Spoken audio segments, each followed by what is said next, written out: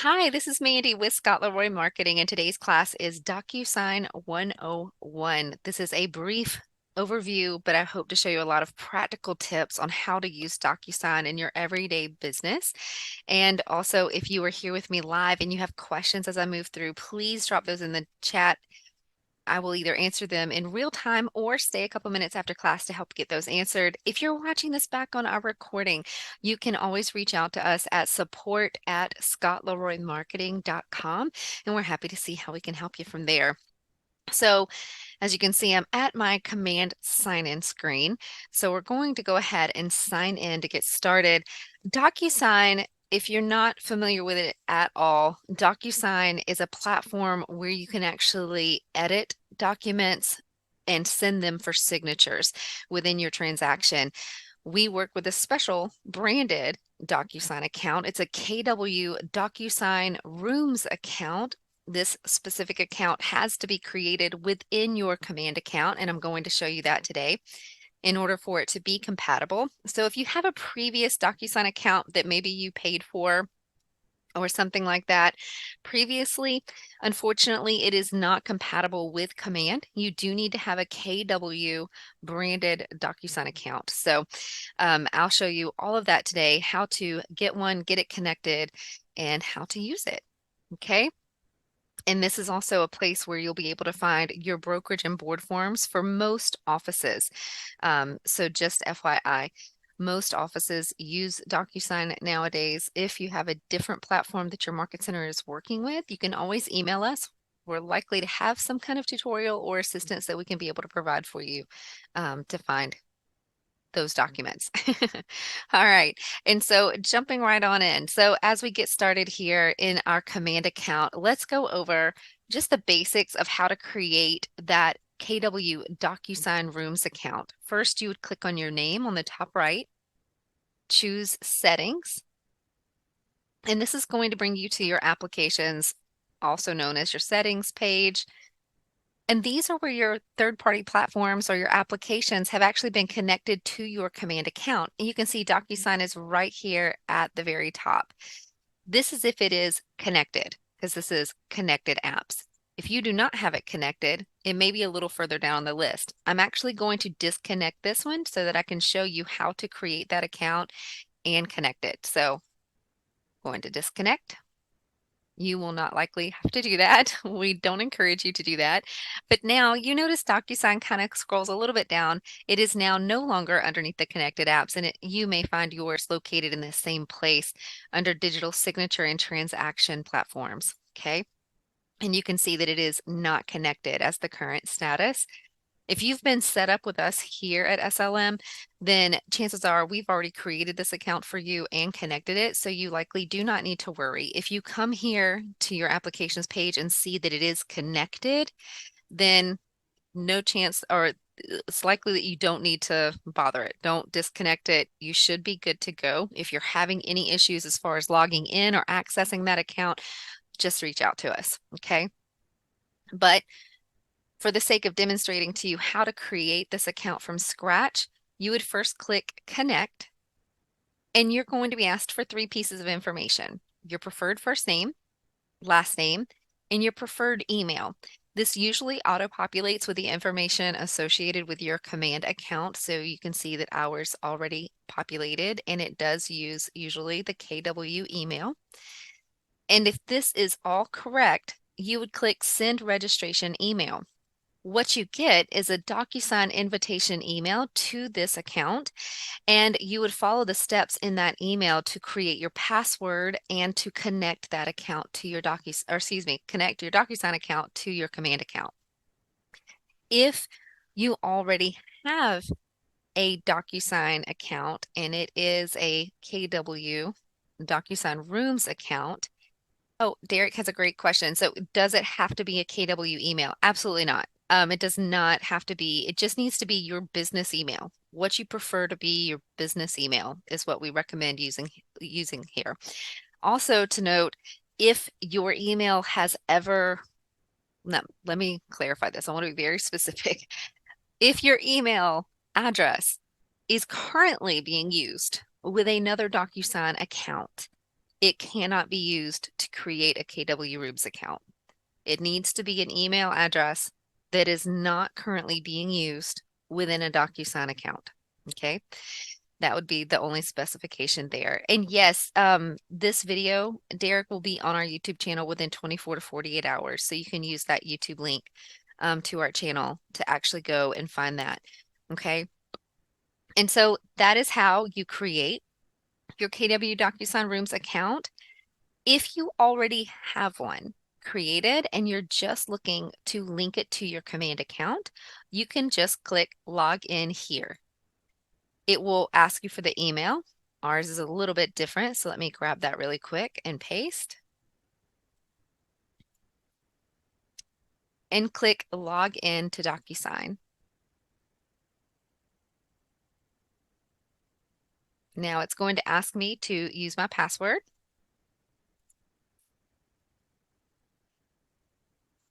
And you would just enter that and click log in. Now it gives us the teal banner letting us know that DocuSign is now ready and can be found in the opportunities section of command. Notice that DocuSign disappeared off of our screen because now it is located back up at the top underneath connected apps. Okay. And now you can see the email that is associated with the DocuSign account. And you can also see that the current status has now moved to connected. Okay. So that is how you create the KW Rooms DocuSign account and also how you would connect it to your command account. Okay. So just some basics there. And then now we want to make sure we at least have a contact in your command database in order to create the opportunity.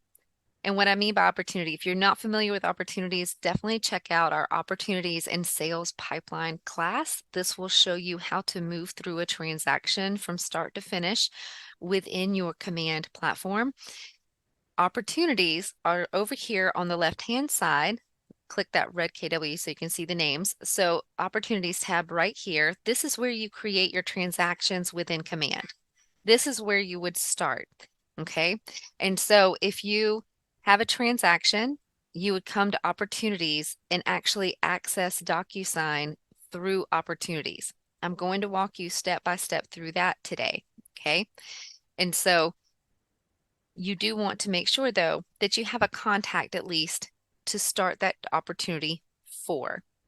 So if we go right here to our contacts in command, I'll show you two ways to start an opportunity.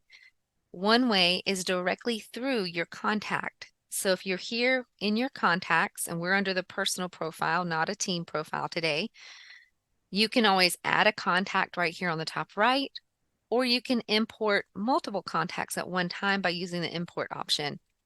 Either way, once you have contacts within your command database, you can click on the name of the contact. And right here within the contact profile, you can actually enter opportunities right here. It will allow you to view the opportunities that this contact is already associated with. And you also can create an opportunity from right here on the top right-hand corner. That's one way to create an opportunity. So if you're here working on the contact specifically, it might be a little bit easier just to go ahead and start that opportunity there. A second way is to go right into your opportunities tab on the left-hand side. So we're going to click opportunities and let it take its sweet time to upload. There we go. And so notice at the top, again, this is not our opportunities overview class, so this is going to be very brief here. My point is to get you to DocuSign, but we need to go through an opportunity to get to DocuSign and command. And so I'm not going through all of this in detail. I just want you to pay attention to the top. We're under a team tab. For today, we're just going to click to a personal.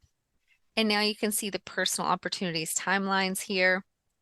And you can also create an opportunity at the top right. So we'll click create opportunity. If you're in more than one market center, definitely pay attention to this. Choose your market center from the drop down and adjust that as you need to. It's grayed out because we're doing a personal opportunity instead of a team opportunity. But if you are on a team and your team requires opportunities to be created on their team account, you would just check just check your team right here. Next is your opportunity type. You can choose that. Today we're just going to choose a listing because it'll give me a couple more options to show you some things. And owner should automatically populate for you. Here you would choose your client.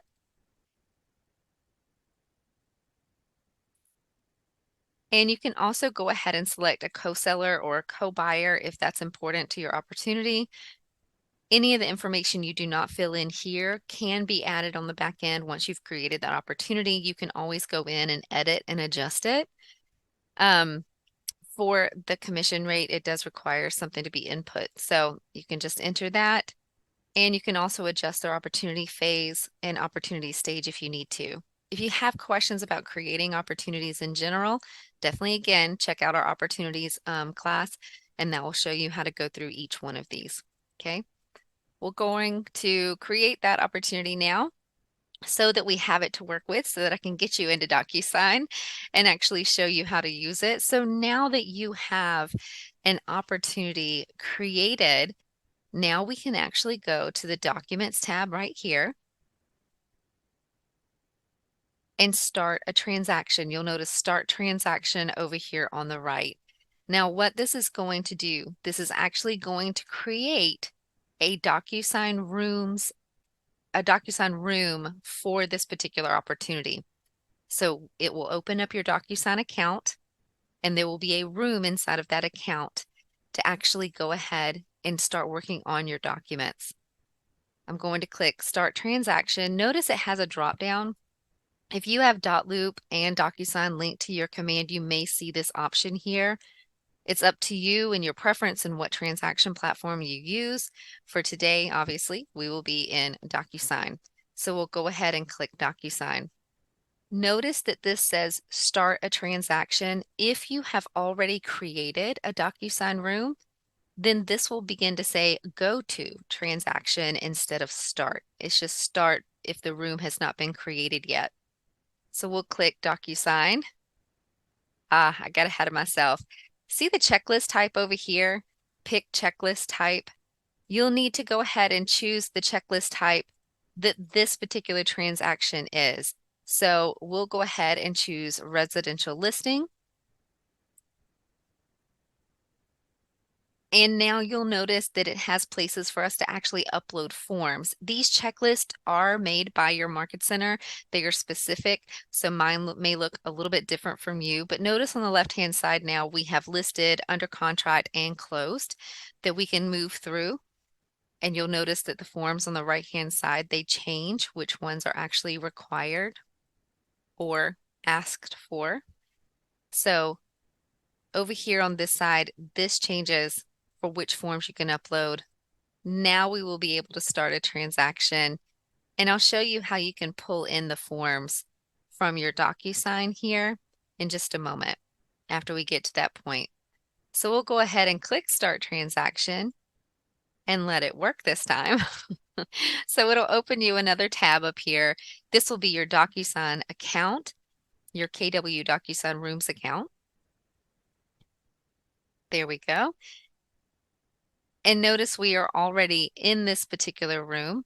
It looks like we already had a room for this opportunity for this listing. So let me go ahead and go to dashboard here. You should come into an empty room that has no forms in it already, but we've created so many for this guy. And this is a demo account, so you may see a couple of things that aren't average for yours. All right, we're going to roll with it. Okay, so now that you're in your DocuSign Rooms account, let's go ahead and get your forms linked to your DocuSign Rooms account, okay? So over here on the top right, you would click the little bubble with your initials and click Preferences.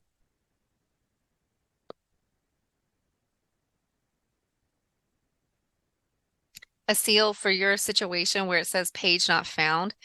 definitely go ahead and email us that with your logins, your command logins and DocuSign logins. We will need to jump in and look at that for you, actually. That's a troubleshooting issue. Um, and send us the name of the opportunity too, if you don't mind, and we can look at that for you. Then you would come to integrations, and this is where we're going to integrate your forms into your DocuSign account. Now, you most likely will not see company forms already listed here. Company is the same as your market center, or what you will hear me call a brokerage, um, brokerage forms. So if you do not see company forms here yet, you can simply click Add Provider. And the continue to company forms without validation is right here in the bottom right-hand corner. If you do not already have them added, it will actually be a blue hyperlink. And so you can go ahead and click that. And if I were to click that, it would bring me right back to this screen and it will show company forms. Okay. And so then now that you have your local market center or brokerage forms, now you can add your MLS or your board forms. You would click Add Provider and choose which one is pertinent to you. Obviously, Oregon, California, Texas, and the Northwest and Georgia all have their own individual here that you can choose from. If you do not see your state or area, you can actually click Realtor. And it will ask for your member ID. Now, this used to be known as your NERDS number or your NRDS number. It is now called the M1. And so whichever you call, if you're old school and you still call it an RDS like me, or the new, the M1, then you would enter those 9 digits right here. You would enter your last name exactly how it matches on your real estate license. And then you would choose your association from the list down here. Okay. And so once you've chosen those 3 pieces of information, you can click Validate. And it should give you a green little banner saying that this was completed and bring you right back to that screen where we were looking at company forms. If for some reason you get a red banner here and are having issues, you can always reach out to us and we can help troubleshoot that a little further. But 9 out of 10 times, it actually means that there's a disconnect in information somewhere between your local MLS board, your state, and in our NAR. Somewhere in between those 3 entities, somebody either has a different spelling of your name, or they're missing maybe a middle initial, or maybe you've just recently gotten licensed and that particular state license is not associated with your M1 number yet. So if you're getting a red banner, just usually means you probably need to call around, communicate with those 3 entities, and make sure they all 3 have the matching information for you. And once that refreshes, you should be able to come in and get that connected. Again, we're happy to do this for you here at SLM. If we did your setup, 9 out of 10 times this is already done for you. But I wanted to show you this one other thing before we move from this screen. See where it says find your member ID? If you are not sure of your NRDS/M1 number, you can always click find your member ID. And this actually will take you to NAR's website and let you look it up. So you can either look it up by last name and your real estate license number, or enter last name and your email. Okay. And once you enter that information and hit submit, it either gives you your NRDS number/M1 number, whichever one, it gives it to you right here. So you can copy and then come right back to the screen and paste it. But if you are on this screen looking up your member ID and they cannot locate it for some reason, it will give you a giant red error message right here, letting you know that you need to contact them to get that cleared up, and it will provide you with their contact information. Okay, it's also listed at the bottom of this screen too, just in case you need it. Okay, so we're going to close that screen. Pretend we put in all of our great information and hit validate, and it worked. It would bring you back to this screen. Excuse me, and it would now show not only company forms, but right above it, it will also show you now where you have your board forms connected. That way, when you come in and create rooms, you can go ahead and access your forms and start pulling them in to those different transactions. There are a few offices that still use, or boards that use zip forms, and this is where you would actually come in to connect that Zip Forms account if you need to. You would just click this arrow and begin entering your username and password, okay? And you can click Save. All right, so that's how you would integrate your forms. So now let's go back out to our rooms. I'm just going to click Rooms on the top tab here. I just want to give you a brief overview, just some general navigation here, just so you'll know where things are located, and then we'll start going a little bit deeper into a particular room and how to operate in that with your forms, okay? So just in general, with the rooms, you can see with this tab up at the top, these will show you all of your different rooms that you currently are associated with. You can look at a table view or a list view, whichever you prefer. Notice you do have an option to create a new room right here, guys. Please stay away from this button. Don't do this. Just say no. The reason being is to ensure your command opportunities are linked to the room successfully. You always, always, always want to create that opportunity within your command account first. Then let it take you to that transaction by clicking Start a Transaction to create that room for you, okay? All right, so this is where rooms are. The dashboard tab that you've seen me go to briefly is exactly what it sounds like. It's kind of like your command dashboard. It's going to give you an overview of activity. So it shows your recently viewed rooms right here, new rooms, any signing activity that has taken place down here at the bottom, and new messages that you might have here on the top right. Rooms we just went over to show you the different rooms that you have. You also have an inbox tab right here. You can email yourself documents into your DocuSign room inbox, and then you can separate them out and put them wherever you would like them to go. The email associated with this inbox is right here at the top left. If you're not seeing this, or hey, maybe you just want to edit it a little bit, maybe you don't like all the numbers behind the name Scott, it's not easy for you to remember, you can always come up here to the top right where your initials are, click Preferences, and click Inbox Details right here. Do it again, there we go. And then it will show you that inbound email address. It's specific to you. And you can go ahead and edit that first piece if you would like and save changes. Let's go back up to inbox just so you'll know where we are at, just for orientation. Okay, so this is where that inbox was. That's where if you ever email yourself documents to come in to your DocuSign Rooms account, they'll be located right here. And next are my documents. Pretty self-explanatory. At the top, you'll see my packets. These are packets that are created by your MLS or your market center, like if they've created a traditional listing packet, traditional purchase packet, things like that. It's just bunches of forms in a particular folder, but DocuSign tends to call them packets instead of folders. If you scroll down a little further, you'll see My Forms. And these are going to be just all of the forms you have access to. You can click your library right here and see all the different libraries that you have access to. Now, chances are you are not going to see this many unless you're just really licensed in a lot of states. But you would actually be able to see your market center and your board forms listed right here. Okay.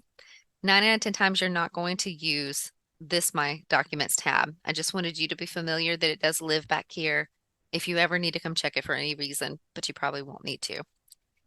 Now let's jump into a room and look at that in detail. So we'll just come to rooms, grab one. Just looking around to see if I had one that I knew was pretty empty and didn't have information on it.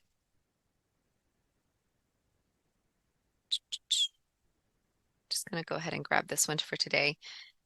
All right, and so now that we're in a room, you can notice up at the top left, your room details populate right here when it was created and the name that you have on it. And if you have an address associated with it, You have a details tab.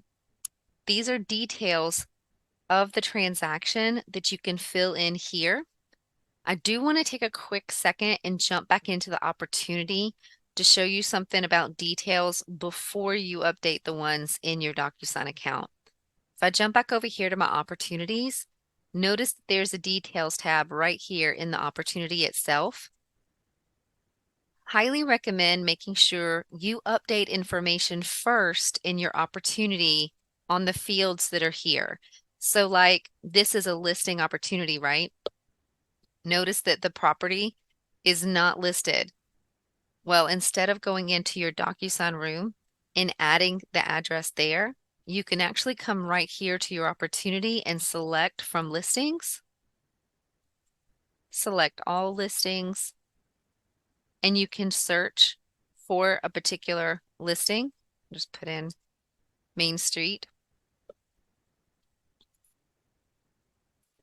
And from right here, you can choose whichever one you like and just click select. Now notice right here on the right that now our property is showing filled out and also linked at the top. I'm going to hit my refresh button because it should actually show what is synced and what is not. It is taking its sweet time today, guys. Sorry about that. There we go. That's what I wanted to show you. So now notice that you see some information says synced. That means that information has already been synced with your DocuSign account, like your contact name. But the new information that we just updated has been edited and is not synced with your DocuSign. If you have entered information into your details tab here, you can always come and click sync transaction, and this will cause the information to push through from your opportunity to your DocuSign room. Okay, we just did that. I'm going to hit refresh again on my browser just so you can see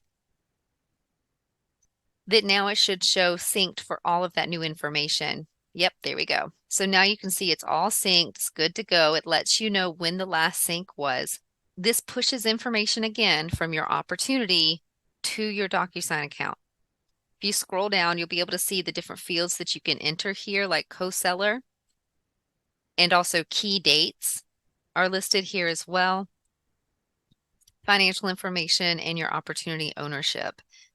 So some fields are not here. Like you obviously see that we can't add the agent on the other side or the client on the other side, things like that. So the listing opportunity, I can't add the buyer here, things like that. So for those particular fields, yes, you would want to come over here to your DocuSign room and you can enter those details right here within the details tab. I'm going to zoom in a little bit to make it a little bit clearer on your screen. And so the things that you can come in here and update would be like the name on your DocuSign room. You can edit that here, but you can also edit that in the opportunity first. If you scroll down, you'll notice on the left-hand side, it's more about the property itself, like the address, your listing details, like legal description, if you want to add that in for any reason, offer details, if you do get an offer on this property, and you can add more information as it goes. On the right-hand side, you'll notice the people details. So on the right-hand side over here, notice we have seller 1, seller 2, and then you see the listing information. Okay. And so you can add in whatever you would like. Once it's added here to your details page, you would actually then be able to open your forms in your documents tab and it will populate with the information that is added here to your details. Okay, so let's go to that next tab, documents. Now again, you likely will not see any in here at all. So this should not show any documents here, but since they're here, I'll show you, you have an option over here on the right to see them in tile view like this, or list view, just like we were showing you with the rooms. So you can change that however you would like. You do have some search and filter features right here. If you want to search for a particular document, list them in a particular order, or maybe you just want to view some all documents or archive documents, maybe just the required documents. You do also have the option to come over here and add more documents as well. You can add from your computer. The DocuSign forms, this is where we would actually add from where we just integrated your forms, and we'll jump into that in a minute, along with some other options here as well. For action buttons, you do have some action buttons here, like add a folder. Maybe you don't want all of your docs in this one room docs folder. Maybe you want to add a new one that are signed documents just to help organize. So you can create that. And now you have two folders right here. So if one of these documents were signed, you can actually just move them up and drop them into that other folder. And now it would keep them a little more organized for you. We're going to come back and go into documents in detail. So let me just move over to the next tab here. You have your people tab. These are going to be the people associated with your room. Envelopes. This is where you're actually sending envelopes of documents to be signed, and you can check the status of them here and view them here if you've already created them. We don't have any for this room just yet, so that's why we're not seeing anything listed. Messages. This is where you and someone else that shares this room with you can communicate on different topics and start a conversation thread. Let's say you have an admin, or maybe you're on a team and another teammate has been assigned to this opportunity to work alongside you. This is somewhere where you can communicate and share messages through DocuSign. And then you also just have a history of that room that you can see back here with the type of history that was completed and date and time stamped. Now those are just the general tabs, just to give you some navigation of your room here. And so now we can actually go ahead and jump in to adding documents and getting them edited. So let's go back to your documents tab here. Now I showed you at the top right where you can add, and you can choose DocuSign forms. That's what we will do today, since that's where we're showing how to connect those forms in. So you can simply click on your packets. Notice the forms on the right-hand side changing. If I just want to select one as we're moving through, I can keep going to my different packets and selecting more documents. It remembers what you have selected. Notice it says selected 3. If you ever need to bounce over here and make sure that you had the right one selected, you can, and just go back to browse. You do have the option to preview that document if you want to make sure that it's the right one before you grab it. You can do that. Now those were our packets up here at the top. Remember, those are like folders created from your MLS or your board into certain groups. But you also have your libraries down here. And if I were to click on like my local market center forms or a board forms library, it would show me all of the forms available, and they're not separated out into those folders. Okay. At any point, you can just come right up here to your search feature and type in the name or a partial name, and it will search through whatever selected library you have over here. It will search through that to find that form. Okay. Once you have selected the forms that you want, you can just go ahead and click Add Selected, and it will add those forms into your library. So they've been added down here. You also can drag and drop from your device. So if we have a PDF and we just want to drag it over and drop, it will add it into the room for you that way as well. So remember, you can add with your Add Action button. You can email forms into your DocuSign account, or you can drag and drop them as well. Just a few options to help make it a little easier on you. Now that we have our forms here, let me show you two little differences. Notice the one that I drag and dropped in here just has a red PDF banner on it. That means it's a flat form. Nothing is filled out. There's no fields for me to enter data into. Does that make sense? Like there's no auto-populated field on that for it to pull data in and auto fill any forms for you. The blue form that you see right here, when it says blue and form, these are your DocuSign Power Forms. That means it already has fields created for you on that document. Let me go ahead and click this one and open it up for you so that you can see. I think this is the one earlier that was taking a really long time to open too. So bear with me. I might have to pick and choose which one we open here today.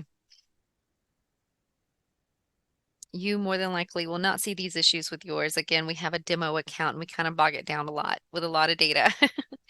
So it's taken us a sweet time opening. But again, for this power form, what it will have are those auto-populated fields. And so the blanks will automatically have fields there for you to be able to click on and edit. It will also bring in the information from your opportunity and your DocuSign details tab and pre-fill information for you, like the client name, the address, things like that.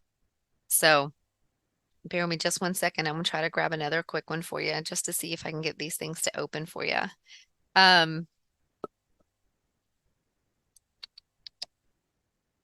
It may also just be there we go.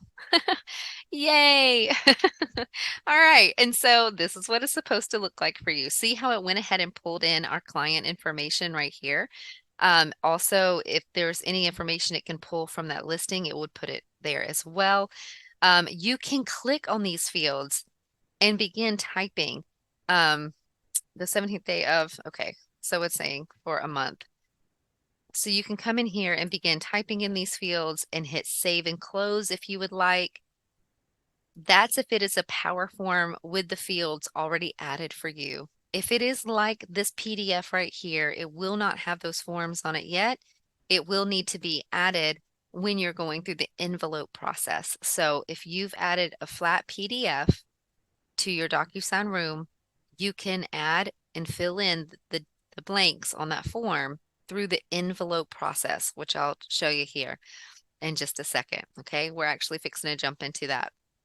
So now that you have your forms here, I want to show you if you select the box at the top of any of the forms, a menu populates for you right here with different options. You can copy that form and create a duplicate here within your room. You can move it to another location. You can email it directly from right here. Again, it won't be for signatures. That's just to email the form by itself. You can actually create an envelope. Notice it's a pin. This is where you are filling in documents and also sending them for signatures.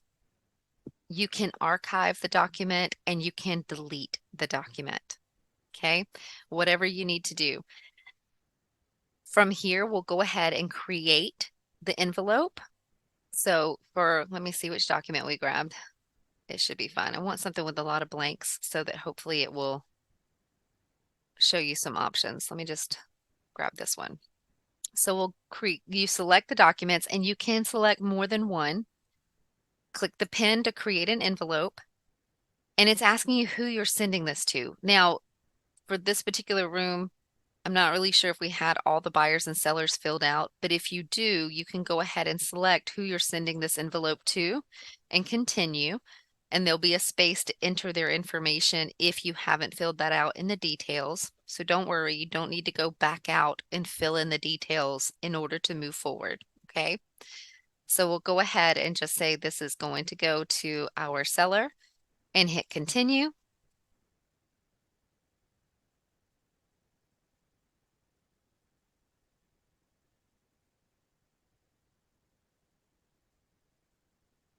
I'm starting to think this is definitely a DocuSign thing today. Okay, there we go. And so for add documents at the top, these are the documents that are going to be included in your envelope. See the one that we have here? If by chance you get in here and you start to wonder, maybe that wasn't the right one, you can always click view if you want to see it again just to make sure, or maybe you know that you forgot one. You can come right here to upload and begin adding those other documents into this envelope if you need to go back and grab one, okay? So you've got a couple of options.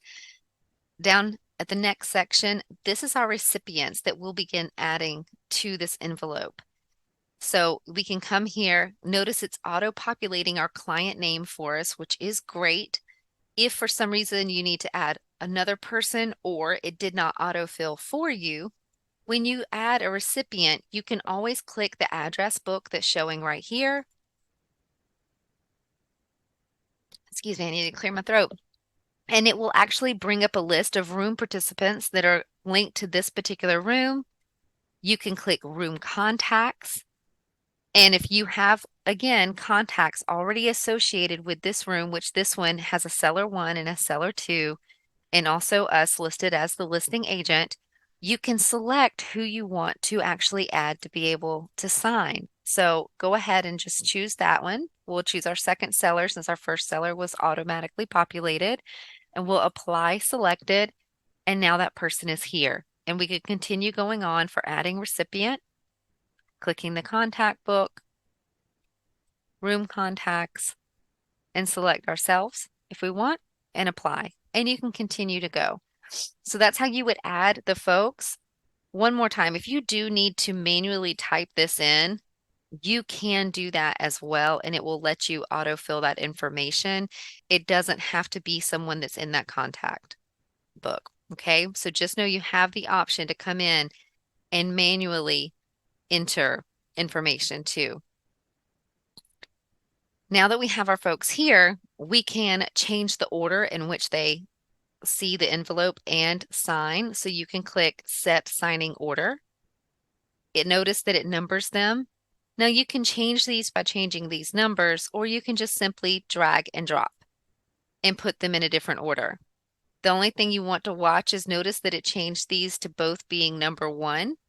You may want to come in here and keep them in a numerical order just because it may cause issues you having 2 number 1s when you're setting the signing order. So you can manually move these.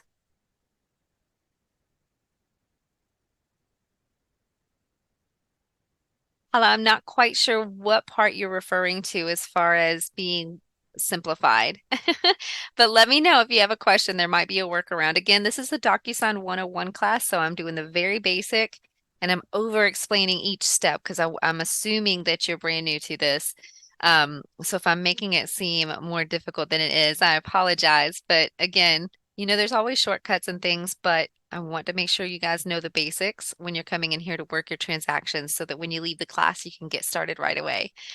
So if you do know that you've added someone that does not need to be included, you can always hit the trash can right here to delete them. You can also change the roles and the actions that they can take with need to sign. You can even do an in-person signer if you know that you're going to have someone here to sign in person instead of sending it to their email. You can receive a copy. They only need to view the document, so you can do that. And there's some more options here if you'd like to read through those and adjust those. So we'll just say that second person, he just needs to receive a copy after the first person signs. And you also have some customization options right here that you can get into. It's a little more advanced, so I'm not going to go over those today. You can also add a delay in between your signers. So if we wanted to add a delay and say the first person can sign ASAP, but this next person, I actually want them to receive this on a specific date on Monday morning. So you can come in here and specify that. So 8 a.m. on Monday morning, I want them, the next person, to actually receive the envelope to move forward. You can do that. We'll go ahead and delete that for today. And down at the bottom, you can add a message, change the email subject, change the email message. You can also click to have it be a custom email and language for each recipient if you want to say something different to each person that's receiving them. Okay. Once you're done filling out this particular portion, you can click Next. This is going to bring you in to make the changes to your document and add those signatures. At the left-hand side, you'll see your tools. In the middle, you'll see your document that you're adding these tools to. And on the right-hand side are going to be the options for the particular tool you choose. I'll show you what I mean. At the top left-hand corner, you choose who you're actually doing this for. Remember, our second guy is only going to receive a copy. We only have one guy signing. If you'll give me just a second, I'm actually going to go back and make it 2 signers because I want to show you the difference when you have two people or more signing. All right, so now you see that we have two different people. Notice they're different colors. One is going to show up in yellow and one will show up in blue. And this actually helps you keep it organized. So if you want to add a signature, you can just simply drag and drop. Notice it does have size options as well to make it bigger and smaller. And over on the right-hand side, our options open up. Let's say you did not want that to be a required field, but an optional field. You would change that right here by unchecking required field. Notice it goes to an outline instead of a filled in box, just to let you know that that is an optional field and not a required one. You can come in here. Notice that we did not have any information in these particular two boxes right here. It just says text and the fields are kind of gray. Those will not show up on your final document, but from right here, you can actually come in and double click these. So you can double click and begin editing. So we'll say this is the second person and so on. Okay, so you can come in here and adjust the fields if you need to. If you're ever wondering what it's going to look like once your client sees it, you can always come up to preview in the top right and see what this particular person will see it filled out as. Notice that those extra text boxes are gone. If you don't include information in them, it does leave them blank. You don't have to worry about them seeing the text. You can also change the person that you're sending this to here to see their different views and so on. So we'll click X to go back to our form. I'll grab a signature for that second person just so you can see that they are in different colors. Again, you have the sizing options. For the date, let's scroll down. Let me show you one more thing with the signatures. When you drag and drop, let's say you know you have more signatures or maybe even more initials that you need to get done here. And so you drag and drop, you can right click and copy, right click, paste. And if you do just paste, it will do it right beside that block and you'll still need to drag and drop it somewhere. But if I right click, copy, come down to where my next initial needs to be, I can right click, paste to location, and it will put it right where I need it. Saves you a little time with having to drag and drop from the left or copy and pasting and still dragging. So just know that you do have a paste to location option there just to help out. Some of the other options that you have on your side here are pretty neat. We encourage you to go through and actually explore through these. I do want to show you that the date signed is an option as well. Notice it does not have a size change available. Like we don't have those light up corners that I can drag and drop it. So it is what it is as far as the sign. I do recommend checking the preview because sometimes it actually will go over onto the text beside it just to make sure before you send it that you like where it's located. But there's also some things here like a drop down option. You can create a drop down menu and over here on the right hand side it actually opens that up. So we can say first option is 1, first option is 2, first option is 3. And now for the drop down menu. Oh, why are you not working? Hold on. You can set a default option. It will always set to a default, but it should work with that select. I'm not sure why it's not letting me select it and show you that that is a drop down, but let me go ahead and save. Nope.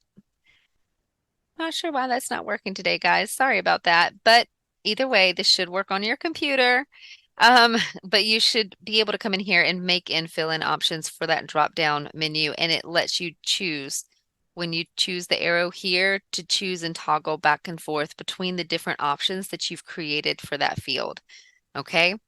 And so once you are done adding all of your fields, your radio buttons, your numbers, your signatures, whatever it is, and the document looks like you want it to look, you would come down here to the bottom and click send, or you can click the arrow beside that and choose to send later if you would like to schedule it. For us, we're going to go ahead and click back and make sure that we come back out of this envelope so we don't really send it. and I'll click discard at the top. Better yet, let me hit save and close so I can show you that envelopes tab so you can see where you can check the status of them.